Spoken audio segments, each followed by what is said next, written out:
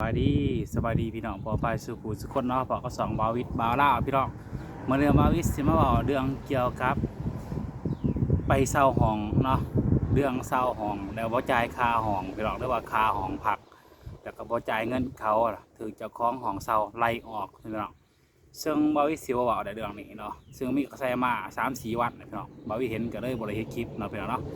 ก็เลยมันเป็นกระแสแห้งตอนนี้เนาะบาวิทก็เลยสิมาบอกให้พี่น้องเฮาไปหับส้มน้ำกันกับฝากพี่น้องกดไลค์กดแชร์กดติดตามบาวิทเนาะนี่เบิ้งนี่พี่น้องสาเหตุ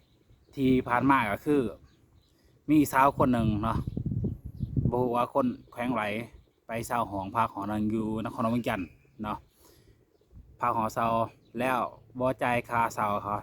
เนาะบ่จ่ายค่าเช่าเขา2 เดือน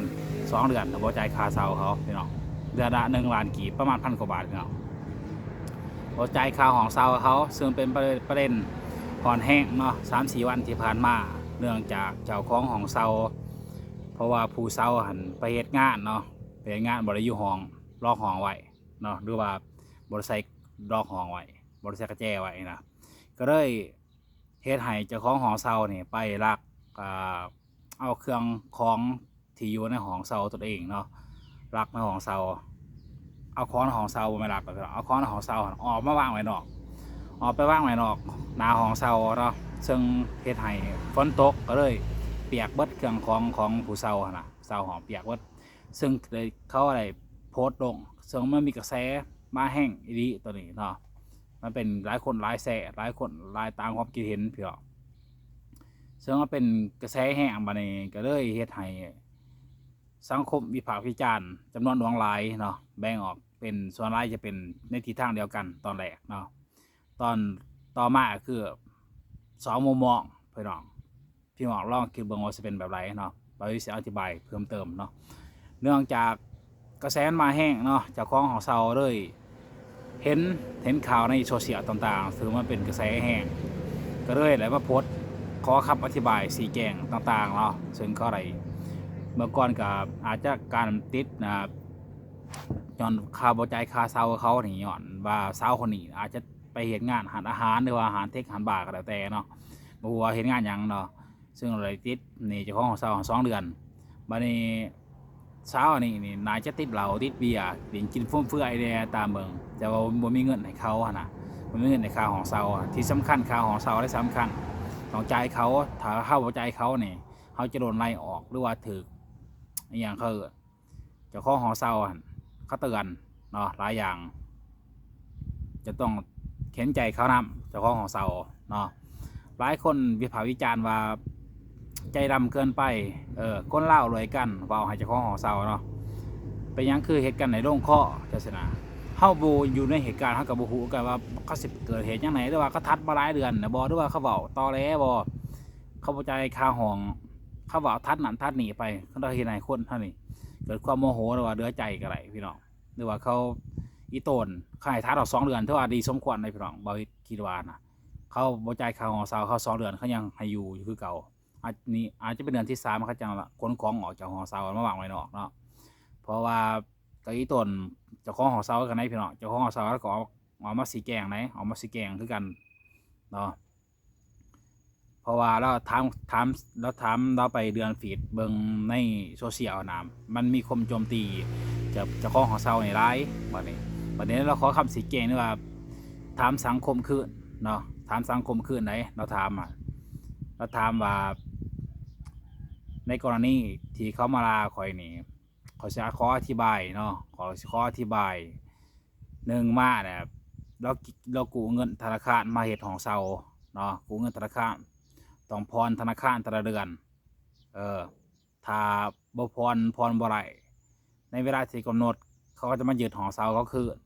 เนาะตอนนี้ก็คือเห็นใจเจ้าของหอเซาคือกันกรณีใหญ่เลยตัวนี้เนาะมันบ่ใหญ่ทอคนที่มาเซาห้องแล้วถูกไล่ออกจากห้องนะกรณีแบบนี้ไม่มีหลายว่าอยู่ต่างประเทศหรือว่าอยู่ในประเทศเนาะมันมีหลายกรณีแบบในกรณีเจ้าของหอเซาไปยืมเงินธนาคารมาธนาคารต้องโทรหาเจ้าเนาะเซาคำเพนแดงทุกอาทิตย์ตอนนี้มีเข้าตัวโทรหาเฮาเนาะธนาคารนะเขาโทรช่วงนี้เพราะว่าเฮาไปติดหนี้เขายืมเงินมาเขามาเห็นของเซาตะเรื่อนต่อรายจ่ายเขา ในกรณีว่าเขามี10ห้อง20ห้องตัวใดพรได้ตามที่เงินไขเขากำหนดเนี่ยทางธนาคารเขากำหนดถ้าเขาบ่มีให้เขาเดือนหนึ่งหรือว่าตามที่กำหนดเขาจะมายึดเอาห้องเช่าคือบริโภคห้องเช่าใช่ยังบัดเนี่ยเราถามสังคมคือเนาะเราถามสังคมคือไหนแต่ละมื้อต้องแต่ละเดือนต้องตั้งโต๊ะคุยกันกับธนาคารเนาะเจรจากันก็จะหาขอโต๊ะลงร่วมกันได้เนาะหาเงินมาใส่นี้เขาเจ้าของหอเช่าเขาก็อาศัยว่าผู้มาเช่าเนี่ยรายเงินตอนนั้นไปผ่อนธนาคารนะไปให้ธนาคารแต่ว่าสังคมลาวเขาโจมตีรายเนาะตอนนี้ก็บ่าวก็คือเห็นใจให้กันเพราะว่าต่างคนต่างทำมาหากินสิว่าคนลาวด้วยกัน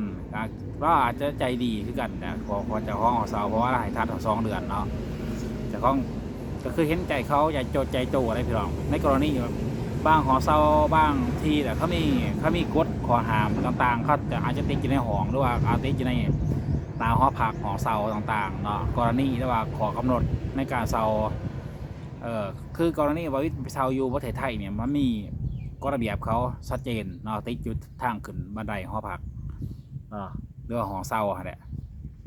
เขาต้องไปอ่านรายละเอียดตัวนั้นก่อนมันต้องมีมัดจำคืออยู่ประเทศไทยมีมัดจำดวงหนา1 เดือนเนาะ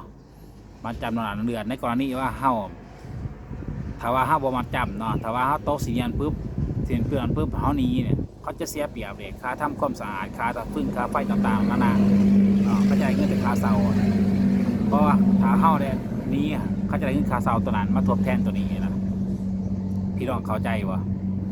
แต่ว่ายีราฟนี่ส่วนร้ายเนี่ยเดือนสิ้นเดือนเดือนปุ๊บกระจายปุ๊บเดือนปุ๊บกระจายปุ๊บค่าฟืนค่าไฟอย่างกันเดือนปุ๊บกระจายปุ๊บจ่าย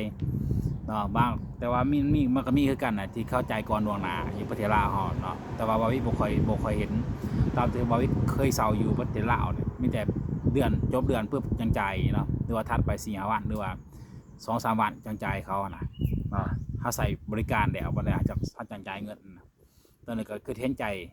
เจ้าของห้องเช่าที่กู้เงินมาลงทุนเนาะถ้าว่าธนาคารยึดไปไผสิซอยลาวนะไผสิซอยลาวเราก็ถามคืนสังคมเนาะเพราะว่าบางคนไปถล่มเล่าอย่างเล่าใจจืดใจดำคนเล่าโดยการยังเหตุกันไหนลงคอแต่ว่าในเวลาที่เขามากู้มายึดเอาของสาวเราเสือหยังพี่น้องในกรณีที่เราลงทุนไปหลายร้อยล้านหลายพันล้านนะไพ่สีพาพิสอบให้เราแต่ว่าในกรณีที่เด็กที่ถือไล่ออกจากของเซาแม้ว่าเขาไล่ออกเขาก็จะไปหาทีเพิงใหม่ได้แต่ว่าก็ยังมีปัจจุบันล่าสุดก็คือมีคนเขามาซอยเรือหนองเนาะซอยเรือหนองคนที่โดนไล่ออกจากหอพักเนี่ยตัวนี้ก็ดีใจน้ำเนาะคนลาวเขาก็มีน้ำใจคือกันซอยเรือกันสังกันในกันหลายคนก็คอมเมนต์แบบว่าซอยเรือทั้งสองบางคนก็คอมเมนต์ว่าคนลาวเข้าใจดีอย่างสี่กับหลายอย่างในกรณีมันหลายมุมมองพี่น้องบอยก็คิดเห็นใจเจ้าของเซาคือกันหรือว่าผู้ถือได้นี้ก็เห็นใจคือกันพี่น้องเนาะเห็นก็เห็นใจทั้ง2 ฝ่ายอะไรพี่น้องก็สิประมาณนี้ฝากก็ได้ก็แชร์ก็ติดตามเนาะ